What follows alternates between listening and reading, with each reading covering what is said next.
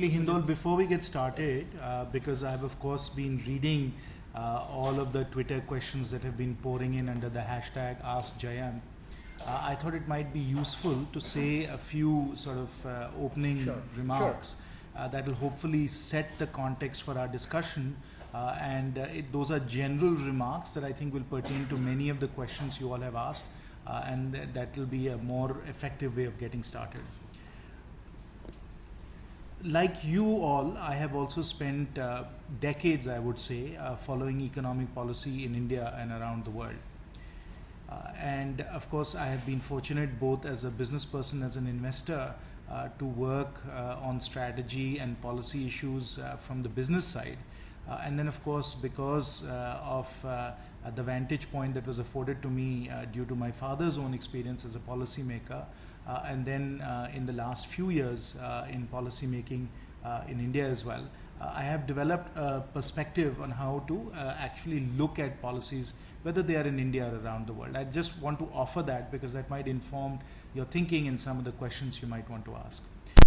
We all know, of course, that policy making operates within a world of scarcity and constraints. It's very important to understand the constraints, and because of those constraints, there are obviously sequencing and prioritization aspects of what we have to do, which I think are very important to keep in mind. All of you, and particularly when you get comments through Twitter, everybody wants everything done at once. And what happens in Twitter or in any conversation generally with the public is that everybody in the public has some pain point or the other, and what they would like is that pain point to be addressed immediately, because for them that is the overriding and overarching priority. So individuals have their individual priorities, stakeholders have their individual priorities.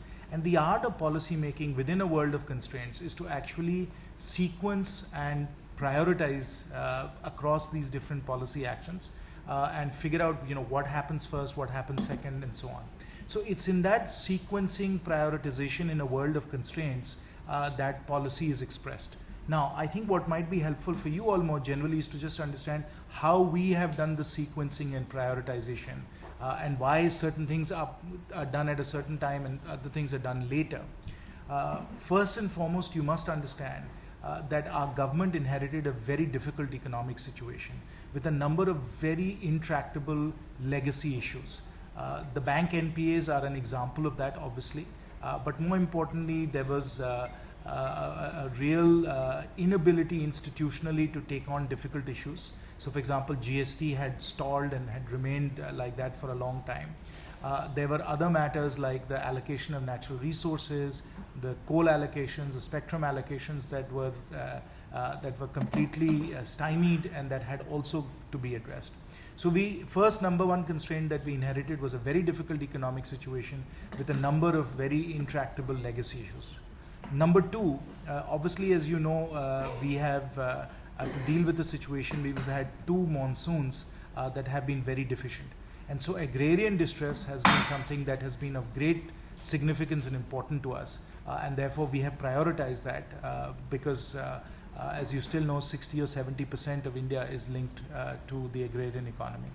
Number three, and linked to the first constraint also, is that we have very serious fiscal constraints. And as a result of that, fiscal resources are limited, and we have to very carefully prioritize. To just understand the nature of the fiscal constraints that we face, in the year that we just closed, Government of India had expenditure of 18 lakh crores. Our total collected revenues, tax, non-tax, were 12.5 lakh crores. So we effectively had to borrow 5.5, 5.6 lakh crores. That had to be borrowed from the market. And obviously that puts tremendous pressure on ensuring that whatever we spend very carefully, because effectively on the margin, all of the expenditure that we are doing right now is effectively borrowing from the future, and it's borrowing from our children and their children and so on. So those fiscal constraints weigh very heavily on us. You also have to understand that when we inherited the economy, the fiscal deficit was 4.4% reported. But the reality, once you factor in liabilities, deferred payments, refunds, all of that, was actually that it was well over 5%. And so we had to effect a fiscal glide path that went from over 5% down to 4.1%, 3.9%, and then 3.5%. And this, when we have agrarian distress, when we have the one rank, one pension payouts, as well as the 7th pay commission. So the fiscal constraints, and this is a real trade-off that you have to make, is with these fiscal constraints, you have to pick your priorities very carefully, what you'll do first and what you'll do later. And that has been something that we've had to really work very hard on. Of course, I think the fiscal consolidation that we are doing has been rewarded in terms of lower interest rates, in terms of generally a better investment climate, lower inflation, and everything else. Finally, I will also say that execution, two other matters, that execution capacity in the government coming from the private sector is very limited. It's true in the private sector as well. It's true in all organizations, is that with execution capacity limited, with fiscal resources limited, and this is the final closing point, and legislative bandwidth limited, it becomes very difficult to push a lot of things through immediately. So again, the gating, the prioritizing, the sequencing becomes extraordinarily important. And there, as we sequence, we have to look at agrarian distress, we have to look at fiscal constraints, and we also have to ensure that there is a national consensus for certain initiatives, because unless there's a national consensus, then it will be, first of all, difficult to pass it in the Lok Sabha, it will be difficult to pass it in the Rajya Sabha. And you've seen that with certain legislation, you've seen that with land reforms.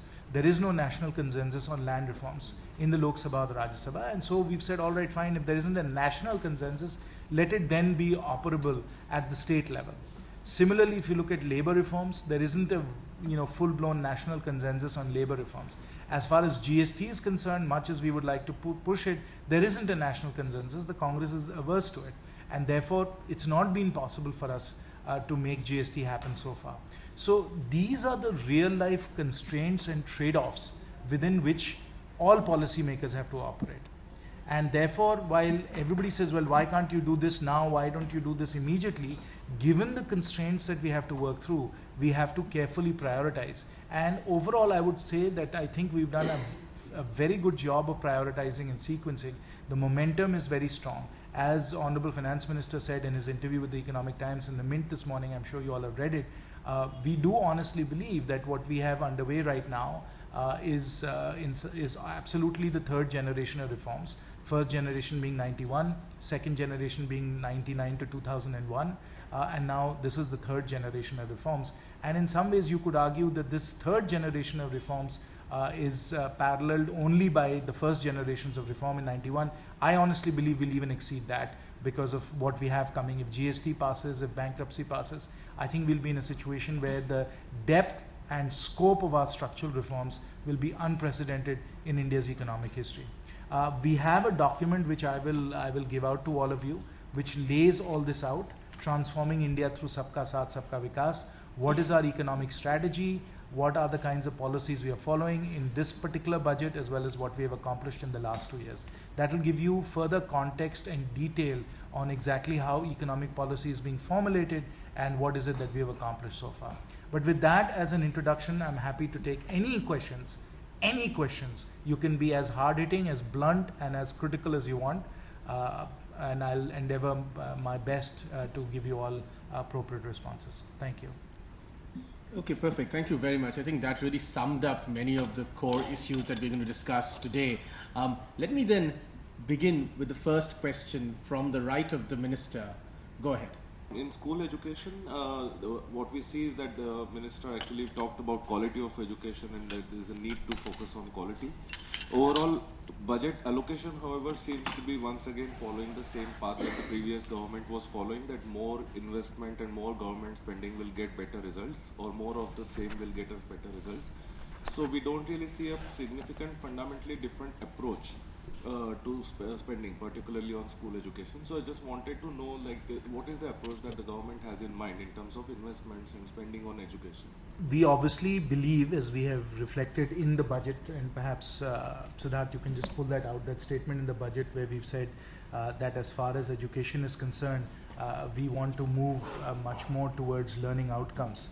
I don't know if you've seen that in the budget, but that is a very important change and a very different framework in terms of spending as far as primary education is concerned. You have to remember that Sarva Shiksha Abhiyan, that requires a certain amount of money to go into primary education every year, and that's based on the education cess that goes directly into Sarva Shiksha Abhiyan. As a result of that, the money that is allocated for Sarva Shiksha Abhiyan is set aside and then grows as per the education cess. So that's one major pool of resources going in, along with, of course, midday meals, etc., which of course have impact on educational outcomes as well. In addition to that, and in fact the major contributor to education spending are now the states. And many states are very progressive and have done quite a bit. As you know, Haryana, for instance, has been emphasizing learning outcomes. So here again, we see cooperative federalism at work. We see hopefully a race to the top as states recognize that they have to have better learning outcomes. And to really, encourage all of that, first of all, there's a national education plan that's being formulated with very, very broad and extensive consultation. Of course, the report is expected imminently. Very eminent civil servant Sri Subramanian, who is former cabinet secretary, is shepherding that report. And we, of course, are trying to ensure that there is a qualitative improvement in education as well. So it's not just about more money. And you'll see that in the budget, to that end, we made a very important statement where we said that after universalization of primary education, which is where most of the spending was focused throughout the country, we want to take the next big step forward by focusing on the quality of education. An increasing share of allocation under Sarva Shiksha Abhiyan will be allocated for this. We, of course, want to press forward on this. We want to do a lot more. The exact details will emerge once the national education policy is issued. Thank you. Okay, perfect. Go ahead, sir. You next. I have two questions. Speak into the mic. I have two questions, one leading to the... So let me answer the first one, then you'll come Sure. to the second. Yeah, the first question is regarding the direct tax code. Did we really junk it, the report that was provided in 2013? Many of the measures of the direct tax code have already been implemented through the two finance bills and the interim budget that we have presented. In addition to that, as you know, there is an Ishwar committee underway that's looking at further simplification and streamlining of the tax code. And of course, as you know, we are making radical changes to corporate taxes as well. So most of what was in the direct tax code recommendations has become in some ways moot, because much of which has already been implemented. The other aspect of bringing in new laws is you have to remember that around existing laws, even if they become somewhat cumbersome and complex, is that they become settled case law as well. And so when you take existing legislation with settled case law around it and you set it aside and then you bring in an entirely new law, there are real issues around establishing case law and precedent around it. So we have to take into account the switching costs also to coming up with entirely new radical direct tax code. So on balance, again, when you kind of trade this off, the sense is that much of what was in the direct tax code has already been included on an evolutionary basis, step by step, into existing laws. And that law itself is well settled. There's a lot of case law around it. There's a lot of expertise around it. So this evolutionary approach perhaps may be a more measured and a more effective approach than to absolutely set it aside and bring in a new direct tax code. So that has been our thinking on DTC. This is the return filing season, so this is one of my favorite topics which I always wanted to ask. Was that most of the returns that are being filed today by online, everyone have to submit their proofs. The proof of burden is on the employer and employee who has to present all the forms. Now, all the investments are being made online, whether it is an insurance premium or whether they're anything. So why can't the government come out with some sort of a portal? Already RBI has released a draft paper which says that there can be some mechanism where all the financial information of an individual can be accessed at one point. And why should any person be submitting paper bills and all this as proofs instead of just giving their insurance number or their demat account number, based on which they can really take it forward? No, we of course are really encouraging electronic filing. As you know, electronically 4.34 crore income taxes, representing an increase of over 27% over the previous year, were actually filed electronically, and some 67% of refunds were issued within 30 days because of this electronic filing. So we are absolutely encouraging electronic filing to the extent possible. Obviously, when you do the electronic filing, you have to enter in the numbers that you're consolidating from many different financial statements. I'm not sure whether anywhere in the world there is a way in which you just tap on certain financial statements and it automatically fills up what your taxes could be. I do think there are many of you here who are entrepreneurs. There may well be a business opportunity in doing something like this. Those of you, for example, that have been in the US and seen what Intuit and Mint and others can do, give you that consolidation capability where they consolidate a whole host of financial statements on the one hand and then populate your tax return on the other hand. So there is a way in which you do it, but you have to basically either scrape or get access to your financial statements from all of the institutions on the one hand and then populate your electronic filing on the other hand. So there may be a business opportunity like there was in the US, but as far as electronic filing in India is concerned, we have taken giant steps towards that. I think it's become extremely convenient to just do it electronically, and the vast majority of people are doing it that way.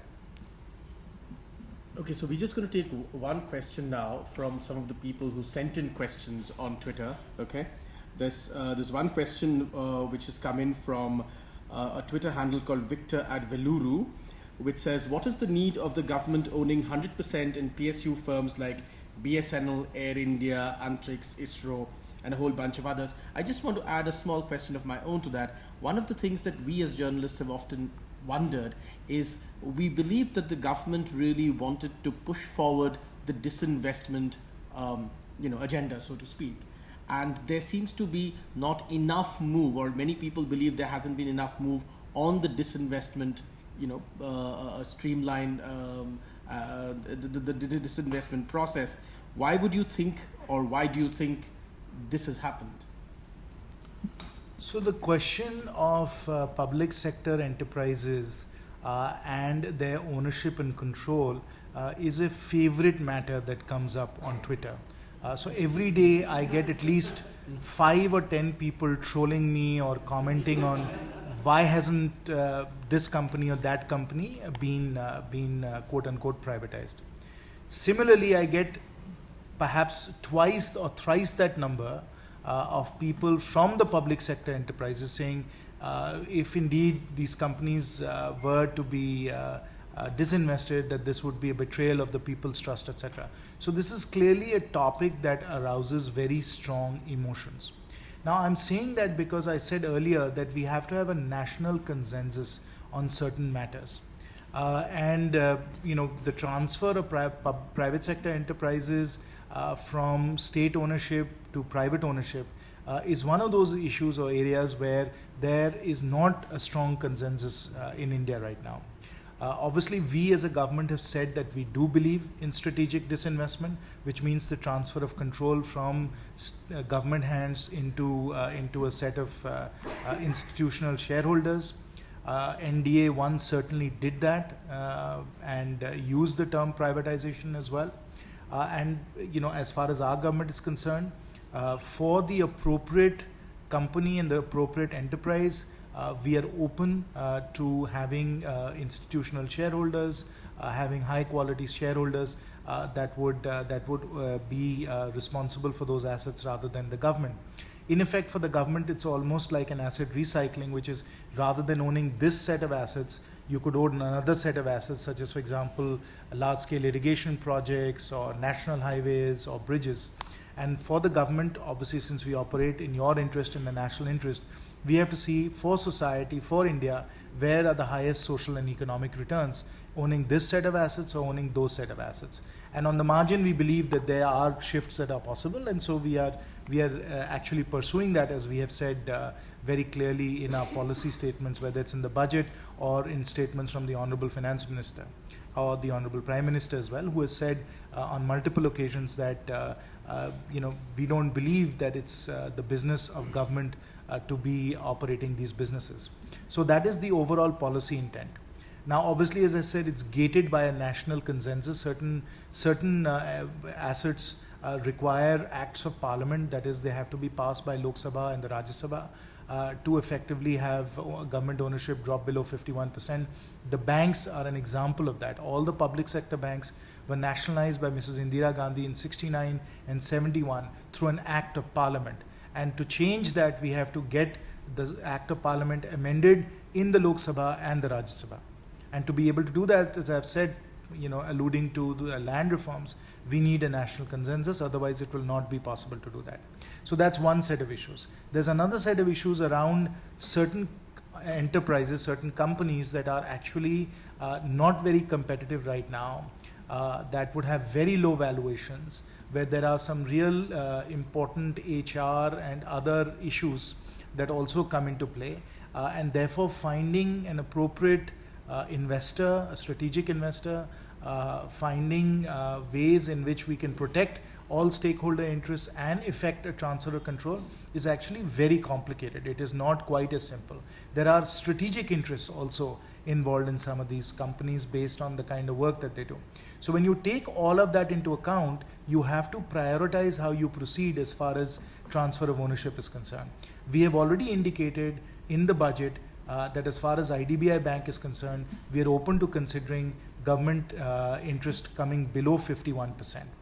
And already, as you know, that has resulted in significant strikes, a lot of anger and union protests on all of this.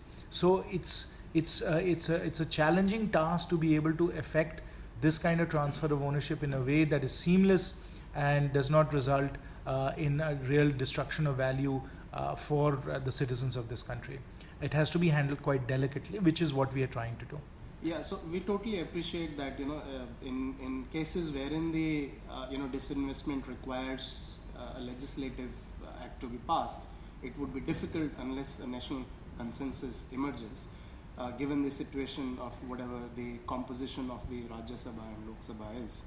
But I think the real problem of the government ownership is not the government ownership per se, but the way these companies are run and the kind of interference, especially what we have seen in public sector banks. So my question is, if you can't disinvest from these public sector enterprises, why can't you have let's say a sovereign wealth fund which kind of consolidates the government assets and run it professionally, still government owned, but it runs as an independent entity and not something which each of the ministry kind of interferes and make it unprofessional and so on. I mean, I hope you understand what I'm saying. Are you familiar with what we are doing in Indradhanush for the public sector banks? Yes. You should know, and all of you should know, that the Honorable Prime Minister has, as far as the public sector banks are concerned, but has said this for the other public sector enterprises as well, that they are going to be operated purely on the basis of commercial logic and purely in a professional manner. So the fear that you have about people interfering with these public sector enterprises and forcing them to make decisions that are against their commercial interests is not correct. It was certainly correct in previous regimes, obviously not NDA 1, but in other regimes that was true, but it is absolutely not true as far as our government is concerned. And if any citizen feels that there are decisions that are being made that are not in the national interest, that are in violation of laws and regulations, they should immediately let us know. We have grievance portal, PG portal at gov.in. You can write your complaints there, provide us evidence. We will take very strict action on anybody that is violating commercial interest or not letting these public sector enterprises operate on behalf of the national interest. So in our government, we've been extremely strict. We have very strict orders to that effect, that this is how these entities should be run. So we are professionalizing these enterprises, we are strengthening these enterprises, we are ensuring that they are run to meet very exacting performance standards. So that transformation process has already begun in a very, very rigorous manner as far as the public sector enterprises are concerned. The ones that I am most closely associated with, which are the banks and the insurance companies and various other financial institutions that are associated with the finance ministry like NABARD and SIDBI, I can tell you, are following those very strict performance standards. So professionalization, transformation, all those things are underway. Now, transfer of ownership, as I said, is one where there has to be a sequencing, a prioritization. We have to find strategic investors. We have to ensure that the national consensus is there. This is one of those areas where it is not a simple, silver bullet you fire and instantly all these things happen. It doesn't work that way.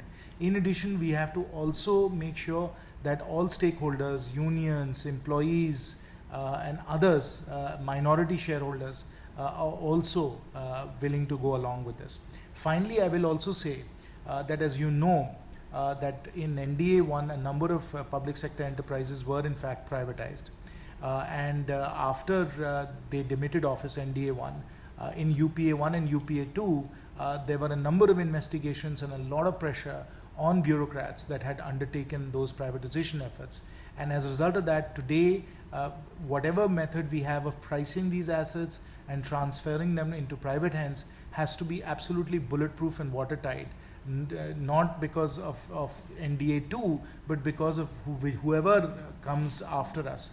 So we have to build those processes as well so that they're not subject to these kinds of witch hunts and this kind of pressure on bureaucrats. So that also requires us to be very thoughtful about the manner in which this process is undertaken. And that's why I'm once again repeating what I said right at the outset, is that ideologically a lot of people say, why not instantly now do everything right now? It's not possible in government to operate that way. There are many stakeholders, many interests that have to be balanced. Processes have to be foolproof. It has to be subject to parliamentary oversight, to media criticism, and to making sure that once these enterprises enter this process, that process goes through seamlessly. All these matters have to be balanced out. They have to be thought through in a realistic, practical, implementable way. I just want to, you said something very important. Maybe it would be very useful to elaborate on that. One of the big problems in the last regime was, and that's why the banks in many cases are in such trouble, is essentially, to put it very bluntly, notes were sent to bank managers that they have to clear loans of worth hundreds and hundreds of crores. And we know, for instance, through investigation in Maharashtra, it happened in bank after bank that these notes were passed by various people in the government in the previous regime, and these loans had to be written off by that respective bank. Now, could you tell us, you said new strictures are coming in. What are the real, in a real way, how do you prevent this? On the ground, how do you prevent this? How do you ensure that actually no note goes to some bank manager? Because, government is a large beast. You don't know who's doing what, often where. How do you ensure that no note goes to a bank manager and they're pressurized by political pressure to give out money? What are the real steps? Thank you for asking that question, Hindol. After Gyan Sangam 1, which was in January 2015, there was an executive order that was sent out by the Prime Minister himself, saying that going forward there will be no interference in the functioning of any of our public sector financial institutions. That order has gone out directly from the Honorable Prime Minister himself. And we made it very clear through all of our interactions, Honorable Finance Minister has done this, that banks have to operate on the basis of commercial logic, and that if we find out about any such interference or any such subversion or violation of commercial norms and the independence of the banks, which are all, by the way, board managed institutions with minority shareholders, that would be really unacceptable. So we made that very, very clear, and we made that very clear quite a number of months ago, almost 18 months ago now. So that policy framework has been very clearly in place.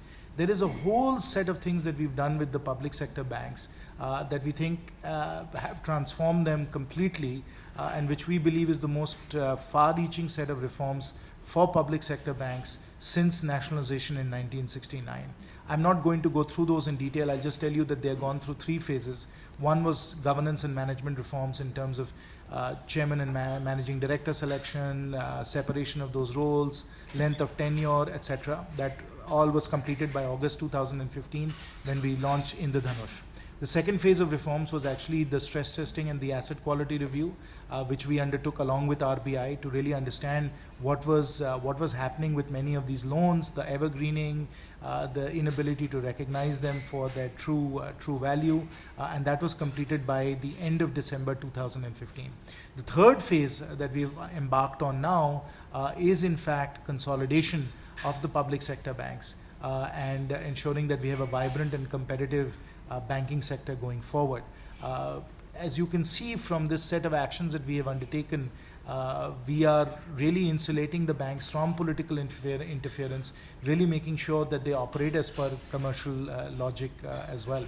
The final point I will make on this is that with the introduction of the Bank Board Bureau, headed up by Shri Vinod Rai, who is a former banking secretary, a very, very eminent civil servant, and then who distinguished himself as CAG, in ensuring that precisely the kinds of things that you have identified are absolutely not possible any longer. With him there in the Bank Board Bureau, we create another line of defense, another layer to prevent not just today for our government, which is a given, but in the future we have firewalled our public sector banks through the Bank Board Bureau from this type of political interference.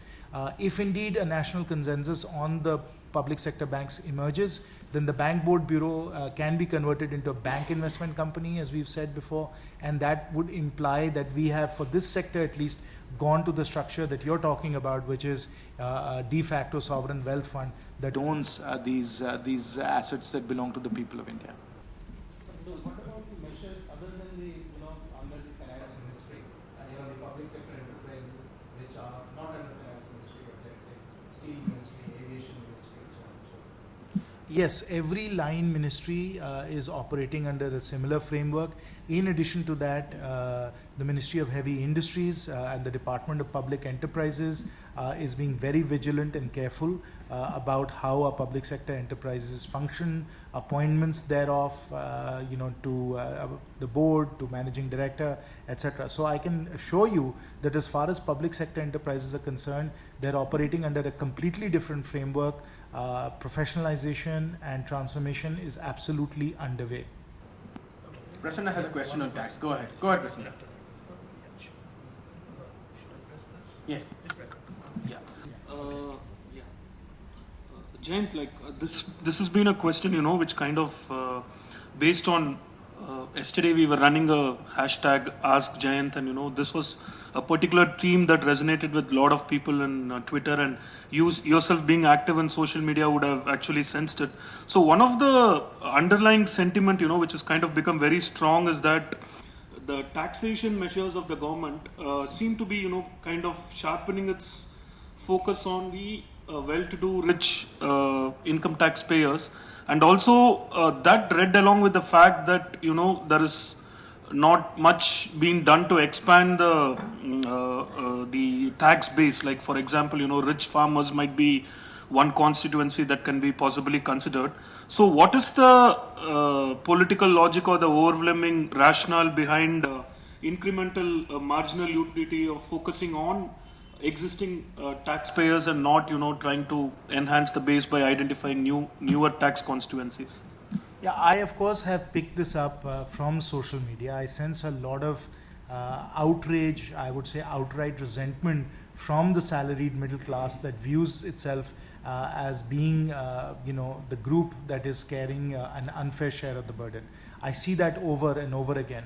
And I'd like to just offer some facts for your consideration on that matter. Number one, there is a fallacy and urban myth that only 3% of India's taxpayers are actually paying taxes. That is wrong, and it's wrong on 2 counts. Number one, you don't look at individual taxpayers, you actually have to look at households. There are 25 crore households in India, of which the vast majority are in the agricultural sector where there is no tax on agricultural income. We don't have a very clear number on that, but let's assume that 60% of India's households are getting only agricultural income.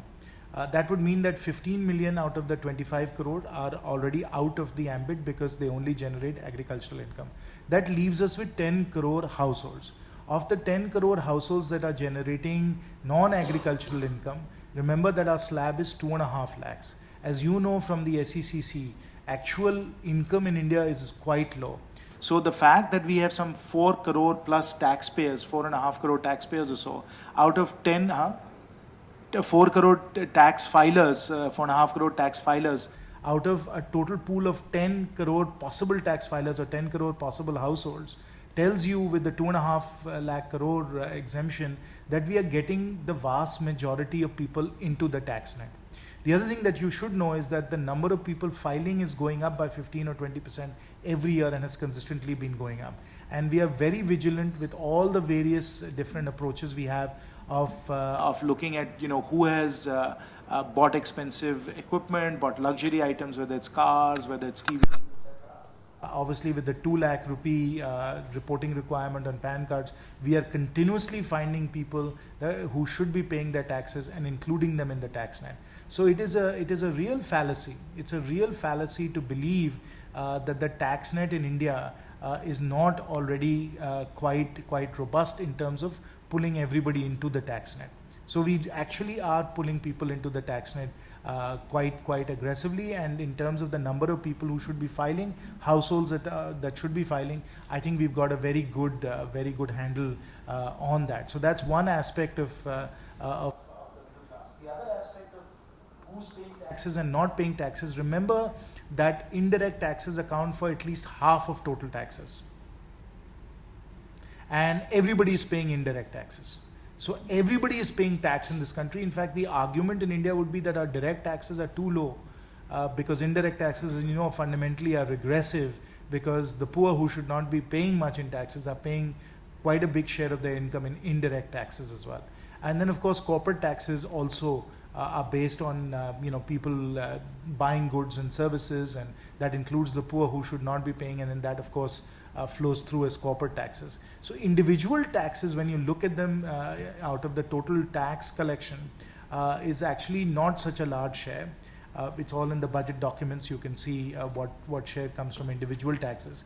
And so this notion that the middle class is carrying an unfair share of the tax burden, I would say is not supported by the facts.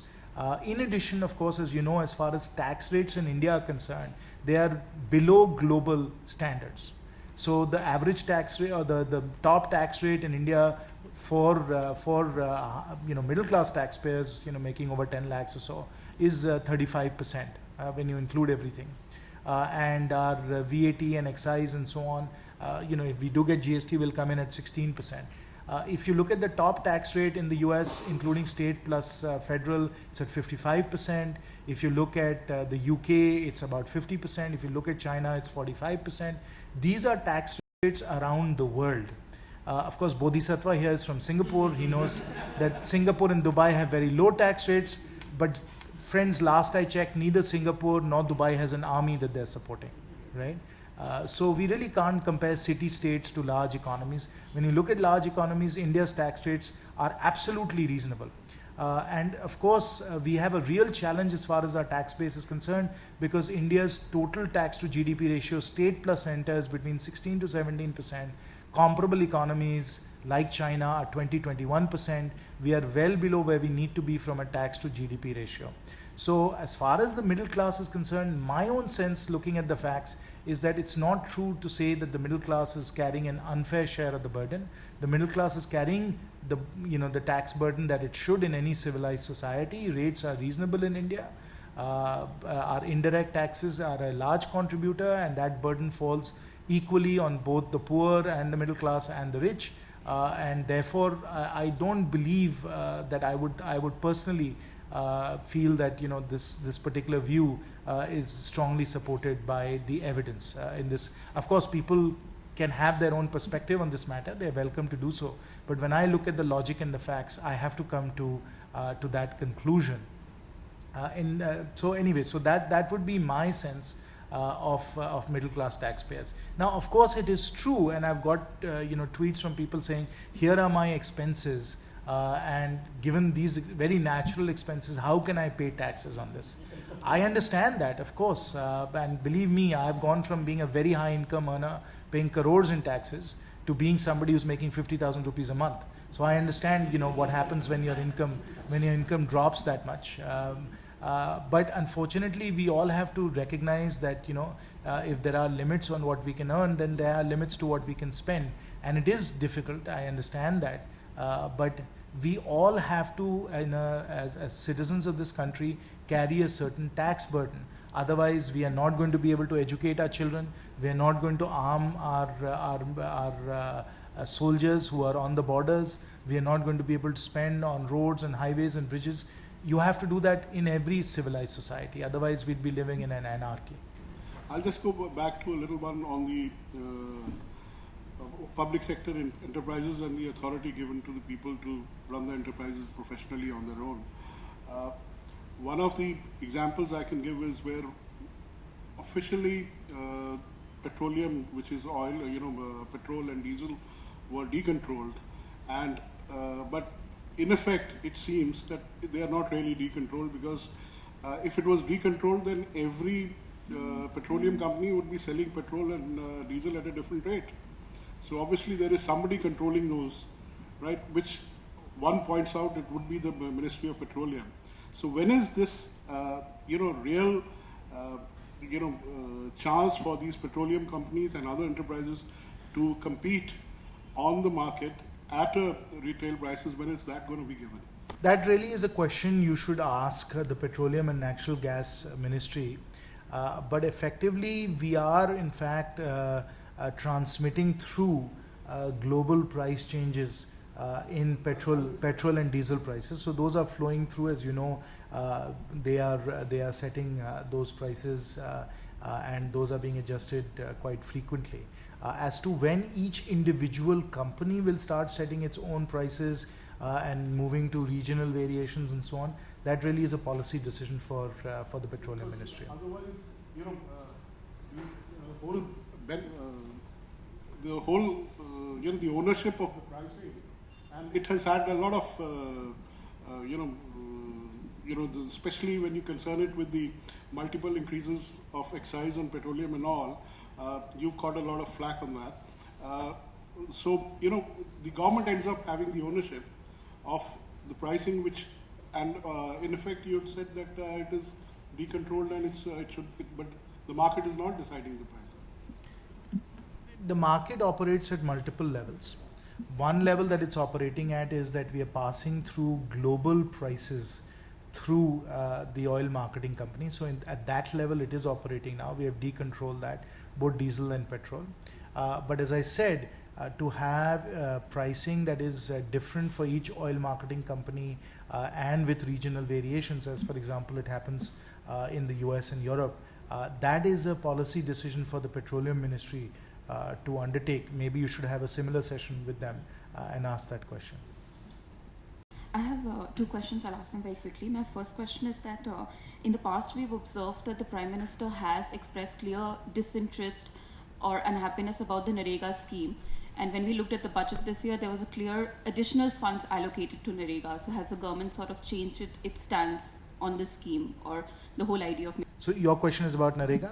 No, I think as Honorable Rural Development Minister Shri Birender Singh Ji has explained, is that we have made major changes to NREGA, both in terms of what work can be done as part of NREGA, as well as in terms of how NREGA payments are made, which by the way was a really big frustration for NREGA beneficiaries.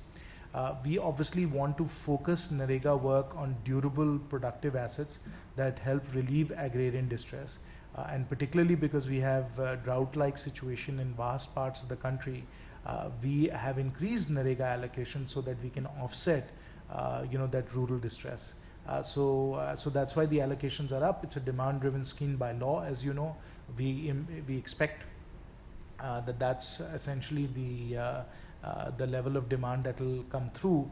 But even as that level of demand comes through, we are ensuring that most of it goes into providing more durable assets for the agricultural sector particularly around irrigation and farm ponds and things of that sort. So we've changed the nature of NREGA, and we really want it to be utilized to improve and enhance agricultural productivity. Mr. Minister, in this conversation, you have at least thrice spoken of the need of building a national consensus on certain policy matters. I'd like to know from you what steps the government is taking to build this consensus. I find that certain concepts are very easy to sell to the people. For instance, privatization of Air India. You can just tell the poor people that they have to pay for the rich man's flight. It's so easy to sell as a concept. So using parliament, television channels, your MPs and MLAs, you can reach out to the people and say that, see, look, this is a company which should not be with the government, or any other method that you can think of. Thank you. So the privatization of Air India is another favorite topic of the Twitterati. And it has come up many times. No, the situation with Air India is complex on multiple levels. First, there is a turnaround that's required in Air India.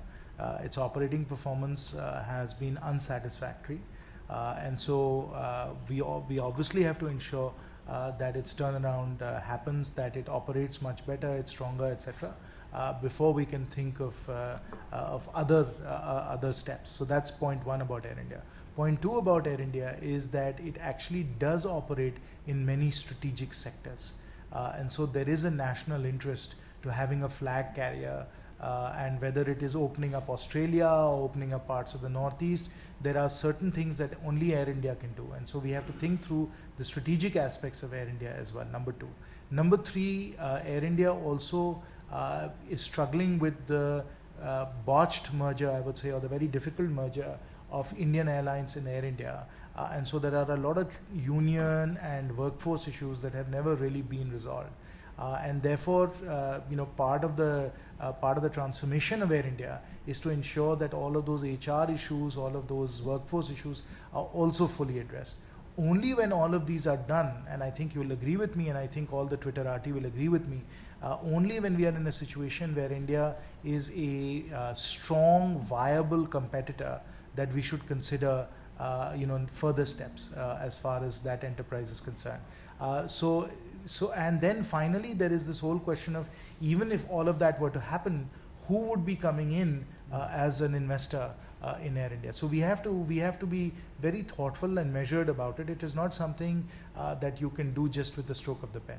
My question was slightly different. It was, what are you doing to build the national consensus? How are you selling this idea? All right. Yeah. So I explained earlier that there is a very important sequencing and prioritization effort that is required, particularly when you're forging a national consensus. So while the Twitterati would like us to forge a national consensus when it comes to one of their pet issues, i.e. Air India, there are other areas such as GST, land reform, bankruptcy code, real estate bill, Aadhaar, where it is equally important, if not more important, to forge that national consensus. The decision on which to prioritize is a decision that is made at the highest levels of government. The Honorable Prime Minister and other senior colleagues in the Council of Ministers sit down and understand, given limited bandwidth when it comes to legislative approvals, when it comes to national issues, which ones they should prioritize, and this is the prioritization that this government has done. Public sector banks had the AQR done over the last few months as a quality review as part of the cleanup process. If you see in most economies, what follows after AQR is typically recapitalization of the banks and then a cleanup of the bad loans. Given the fiscal pressures we already have, the worry we have, I used to be a sovereign analyst in my previous life 3 months ago, and a bank analyst, which is where this question is coming from. I can very quickly see the pressures on public sector banks infecting the sovereign credit profile as bank capitalization deteriorates once the March quarter losses are taken for the asset quality. So what are your plans for recapitalizing the public sector banks and subsequently cleaning the bad assets on the bank books? No, on this matter we have spoken extensively. We have said that working with RBI, we have worked through what the NPA recognition and further write-offs would entail as far as the income statement and then of course the balance sheet is concerned.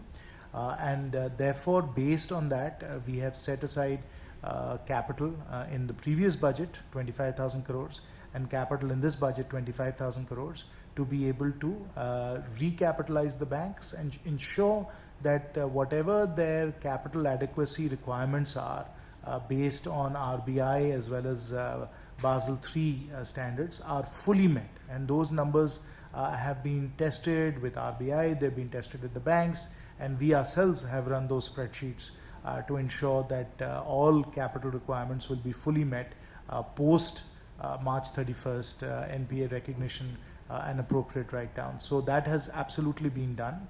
And as far as the NPAs are concerned, handling those NPAs is a multi-dimensional process. There are at least three important aspects to it. The first important aspect to it is to address the underlying stress in various sectors of the economy, whether it's power, roads, sugar, textiles, and of course steel. We are addressing the underlying stress, minimum import prices. We've taken all the necessary deep structural reforms that are necessary to ensure that we relieve stress in those sectors of the economy. That's one. Number two, we have, of course, as I said earlier, worked through the bank's capital requirements and provided the capital that they need to be able to get through the recognition and the write-down process. And then number three, with respect to the stressed assets themselves, we have put in place, I think, a very robust resolution process through CDRs, JLFs, SDRs, and then of course with our new bankruptcy law coming in, changes to SARFAESI, changes to the debt recovery tribunals, the resolution process also has been dramatically strengthened. And you can see that every day in the papers when you see various companies monetizing these assets, paying down their loans and so on. So based on a lot of expert advice from experts around the world, careful analysis and review of similar workout situations from around the world, again looking at the US, looking at Spain, looking at Japan, looking at Greece, looking at the UK, looking at all of those examples, we have formulated this.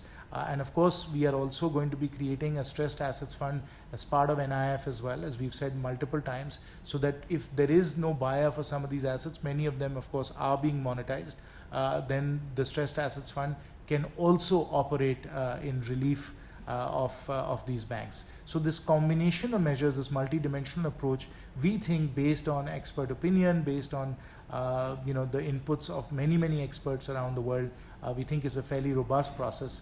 And will be enough for us to be able to deal with the NPA problem as it is right now. Of course, we're working very closely with RBI. As you know, RBI announced a series of measures as well to further strengthen the balance sheets of these banks. Abhinav.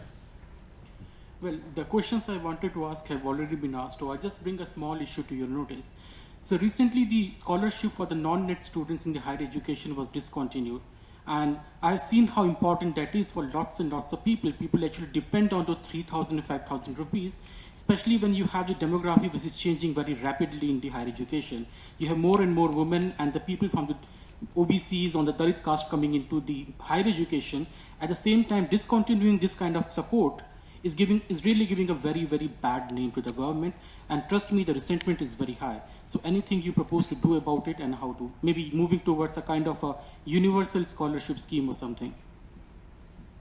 No, thank you for that input. This is a question that actually should be addressed to the HRD ministry, because this is for them to decide. As far as the finance ministry is concerned and general economic policies are concerned, we have provided sufficient resources in the budget for the HRD ministry based on their requirements. And in addition to that, we've also established the Higher Education Financing Agency in this budget to relieve some of the pressure that exists within the HRD ministry on spending on higher education. You have to understand that, as I said earlier, fiscal resources are limited.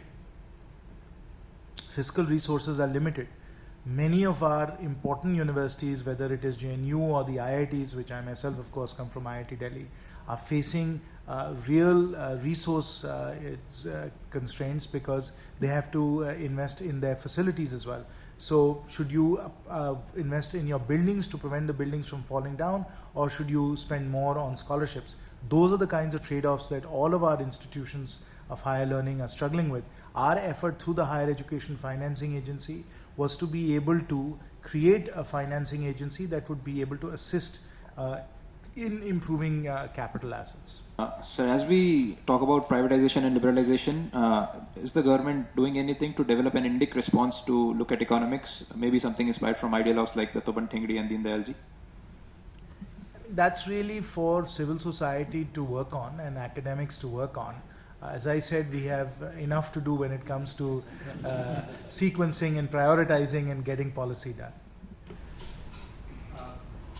This government has done some good work in promoting startups. I remember listening to your talk at the University of Bangalore that Sharma had organized in last September. But specifically, one of the sense that we get is the regular manufacturing small scale, which are really startups, which since they've been around for a long time, are not getting the focus on the benefits that are being given to new startups, which are typically often the software startups or e-commerce companies. So specifically, can you talk about some of the policy-related things that can help improve MSME in the manufacturing sector as well as the overall manufacturing sector, because that's something that just seems so lagging behind? No, it's very difficult to answer that question at a broad conceptual level because there's a tremendous amount going on with respect to Make in India, ease of doing business, Skill India, etc. If you have a specific issue that is of concern to you, ask me about that and I'll try and answer that. But to say what are you doing about manufacturing in general, I mean, there are several websites that are full of policies and efforts underway on that.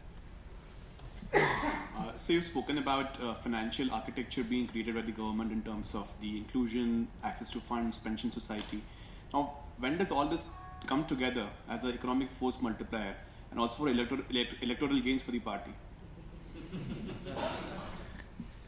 On the latter, you'll hopefully answer that question. I hope I have your vote at least.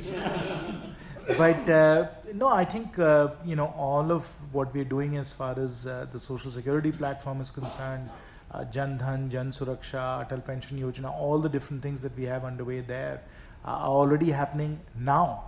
People are experiencing the benefits of that.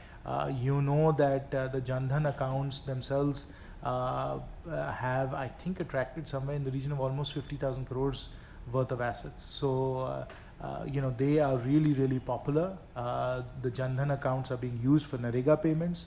The social security platform that we are creating will enable us to provide health insurance of 1 lakh cover to below poverty line families, which is a historic breakthrough, I think.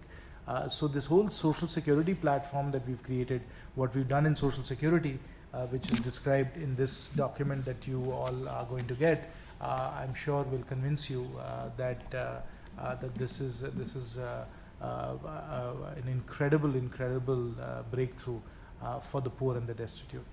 We'll just leapfrog you and ask our friend from Singapore who's so popular. Go ahead. No, fascinating discussion. I mean, so I just wanted to ask, given how central the RBI is to all the stuff that's going on in the banking system right now, wouldn't an early reappointment for Dr. Rajan help boost her confidence within the market participants? You're asking the wrong person that question. Okay, we're going to again leapfrog Prasannan. But I'm disappointed. I mean, I read your tweet. You have said in one of your tweets, this is the worst finance ministry ever. I'm sure you have something more trenchant than that in your statement. I'll ask you then the other question I had in my mind. I mean, so we hear you since you initiated this, you have a right to ask as many questions as you want. I mean, the Honorable Finance Minister, I've heard him many times speak in person and also via media. He always talks about how we need to get to 8% growth, but the messaging is never about what the government is doing or is, in concrete, like bullet point format, saying 1, 2, 3, this is what we are really planning you to may do. Want to give this now. I think we have a whole PowerPoint, to that effect. But I mean, just from a communication perspective. But everybody has different communication styles. I mean, I am somebody who spent 12 years in consulting, and so I think PowerPoint and bullet points, and so that's hopefully what's in front of you, and hopefully that will work for you. I have one question on the devolution of finances. I think government did a commendable job in terms of devolving more finances to the state governments. Given some of the flagship programs of this government, do you think it merits more devolution to the third tier of the government than what has been done, rather than leaving it only to the state governments to decide? Let me help you understand a little bit better how devolution, both vertical, which is between the central government and the state governments, and horizontal, which is among the state governments, is done. Vertical also includes, by the way, the third tier, which is panchayati institutions as well as urban local bodies. This is done by a constitutional body called the Finance Commission. It's not done by the Government of India. The 14th Finance Commission was headed by Shri Y.V. Reddy, former RBI governor, very eminent economist. Its recommendations usually have always been implemented, and this time, of course, the recommendations were very, I would say, different from what has happened in the past. You know, of course, that we moved from vertical devolution of 32% of the divisible pool of revenues to 42%. Do you know what the largest ever change in the past across the 13 finance commissions has been? Does anyone know? Yeah, 42%, 32 to 42%. No, that of course happened this time, but in the 13 other finance commissions, what has been the largest delta previously? Does anyone know? 2.5%. So those of you that want major structural change to go from 2.5% delta to 10% delta, which is 4x what has ever happened before, gives you a sense of how unprecedented this change was. And this change, the vertical devolution of 32 to 42%, by the way, included also significant, massive amounts of money going to the third tier of government as well. So panchayats now are going to be getting a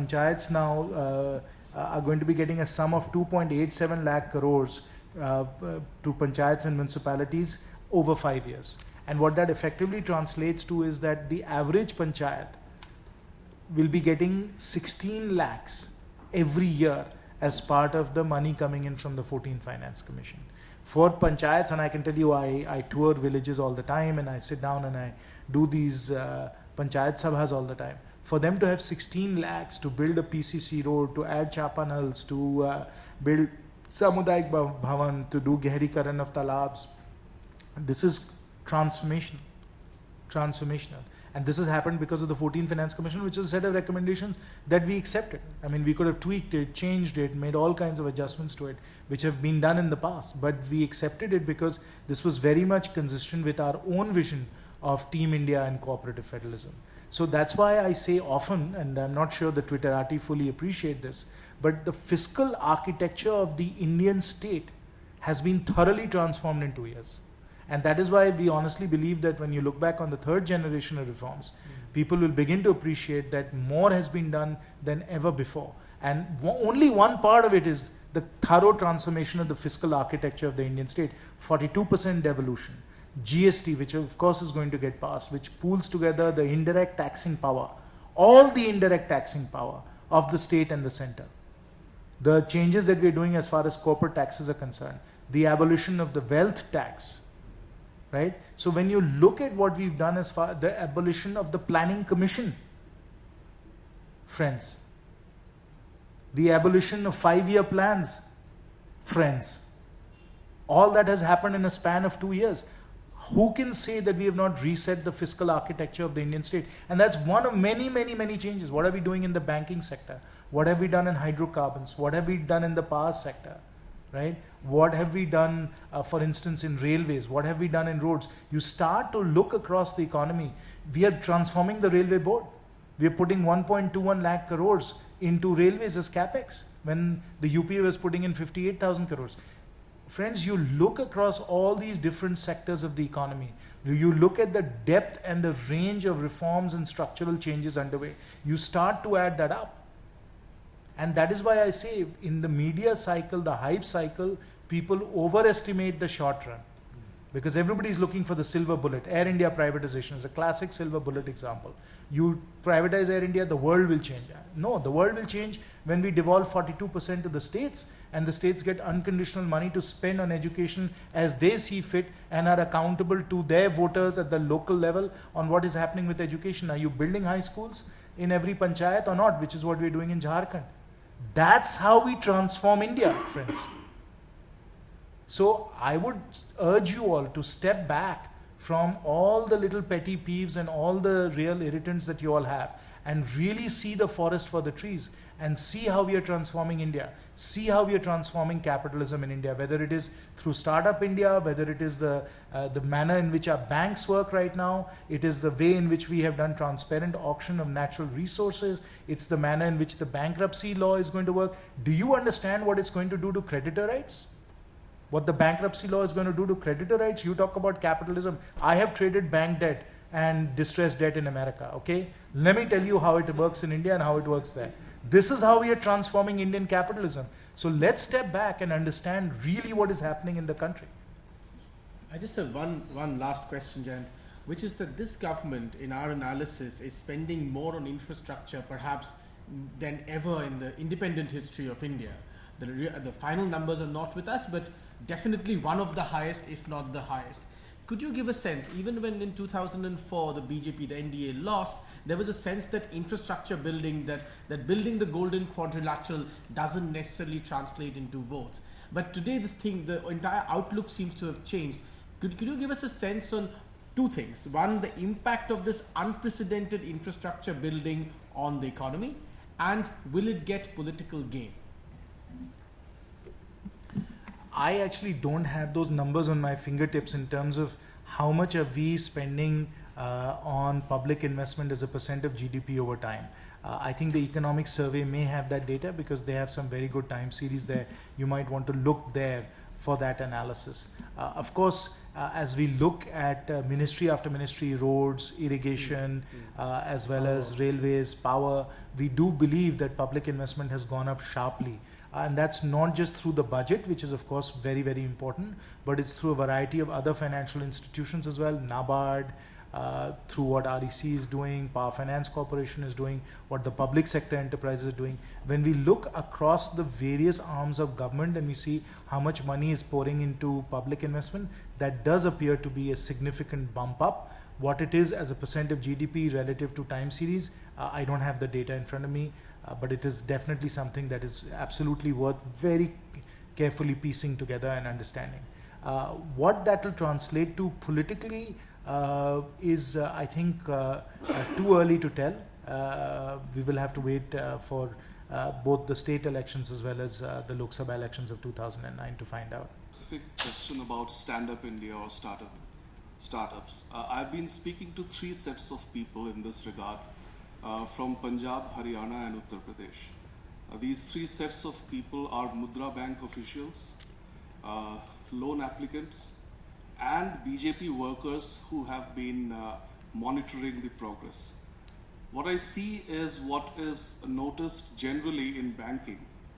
On the one hand, the Mudra Bank officials are pretty apprehensive about the fact that if they give out bad loans, if the loans turn out to be bad, it may affect their performance assessment in job as well as post-retirement benefits. On the other hand, the applicants are saying that such people who actually do not need money are being offered loans, whereas those who are more needy are not getting it. And the BJP workers are saying, honestly, the scheme is not working. Your comment. If we look at the aggregate facts are quite compelling. Somewhere in the region of 1.3 lakh crores plus has been disbursed as far as Mudra is concerned, and the number of Mudra beneficiaries has crossed 3 crores as well. So the reporting back from the banks seems very reassuring. Obviously, there is a tension between making good loans and making loans to everybody who wants them, and I think it's a good, healthy tension. Banks should be using good credit underwriting standards and assessing credit worthiness before, in fact, they give out the loan.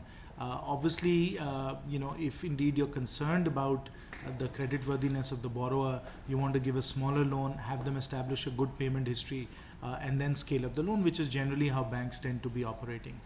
So that's the situation. Obviously, in a very large country like India, which is very dispersed, we will have a situation in many instances, I think, where people will have complaints. No process, no system works perfectly. There are error and failure rates in every system. What we've tried to do is to put in place the grievance redressal mechanisms, the customer complaint handling mechanisms, so that if anybody believes that the Mudra loan is not working as it should be working, we try and address that as speedily as possible. And so when people come to me about complaints and saying Mudra is not working, I point them towards the various ombudsman and grievance redressal mechanisms. You must also remember that this is really the first year of Mudra. Like any other program, like any other effort, it will have its challenges initially. As we figure out what those defects are, what those constraints and challenges are, we'll improve and keep on improving them and make it work better and better and better. We have to go. Yeah, I think we have to. Okay, the minister has to leave. Just a quick round of applause for the minister for giving us time. Thank you very much. Thanks for spending time. I think it's been a very frank and honest conversation. And thanks, Minister, for taking the time. Well, I must ask, because he was the initiator of this, whether this discussion has changed his opinion at all or not at all, or in what fashion? Sir, to be honest, I was aware of a lot of these programs. I think the frustration and I think I speak in general, is more about the speed. As you said, there is this instant validation thing that a lot of people have in terms of, when you're looking for measures to work. But I think we do generally appreciate, and today's session has been very enlightening in sort of helping us understand what the thinking process is and how the processes are working behind the scenes. So it does help a lot, and thanks a lot for your time. No, but you haven't answered my question. Does it change your opinion? Yes, absolutely. I'm a lot more hopeful. Well, hopefully we'll go up in your ranking of finance ministry people. Thank you.